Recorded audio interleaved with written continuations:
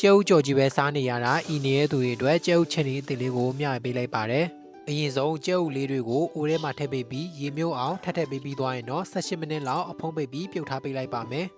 ကျဲဥပြုတ်ထားတော့ပါပစ္စည်းလေးတွေဖြစ်တဲ့ငရုတ်သီးလေးတွေကိုအညာလေးတွေချွေပေးပြီးအလဲကနေဓာတ်လေးနဲ့ချန်ထားပေးလိုက်ပါမယ်ပြီးရင်တော့အတုံးလေးဖြစ်အောင်လှီထားပေးလိုက်ပါနောက်ထပ်ငရုတ်သီးအနီလေးတွေကိုလည်းကိုစားနိုင်သလောက်လှီထားပေးလိုက်ပါမယ်ပြီးရင်တော့ကြက်သွပ်ဖြူလေးတွေကိုလည်းအပြားလေးဖြစ်အောင်လှီထားပေးလိုက်ပါပကံလုံးထဲမှာပြောင်းကုန်ပုံ50 gram နဲ့ရေ50 gram ထည့်ပေးပြီးနှံသွားအောင်တေချာလေးဖြောထားပေးလိုက်ပါမယ်အချိန်ပြည့်သွားလို့ကြက်ဥလေးတွေရသွားပြီဆိုရင်တော့ရေထဲမှာပဲစိမ်ပေးပြီးအခွန်ခွာထားပေးလိုက်ပါပြီးရင်တော့အချီချိုးလေးနဲ့အပိုင်းလေးတွေဖြစ်အောင်လှီးပေးရပါမယ်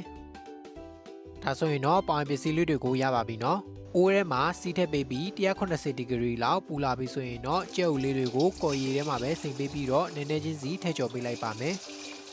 ရွှေအောင်နည်းနည်းလောက်တန်းလာပြီဆိုရင်တော့ဆက်ထားပေးလို့ရပါပြီ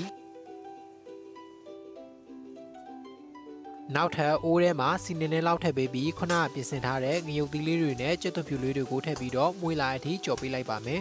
အနံ့မွေးလာပြီဆိုရင်တော့ပန်းကန့်ပြရဲ့အကြီးတစ်စွန်းပန်းကန့်ပြရဲ့အနောက်တစ်စွန်းခရုစီနဲ့တကြားထည့်ပြီးတော့နှံသွားအောင်ကြော်ပေးလိုက်ပါမယ်ပြီးရင်တော့ခုနကကြော်ထားတဲ့ကြက်ဥလေးတွေကိုထည့်ပေးပြီးတေချာလေးနှံသွားတဲ့အထိကြော်ပေးလိုက်ပါမယ်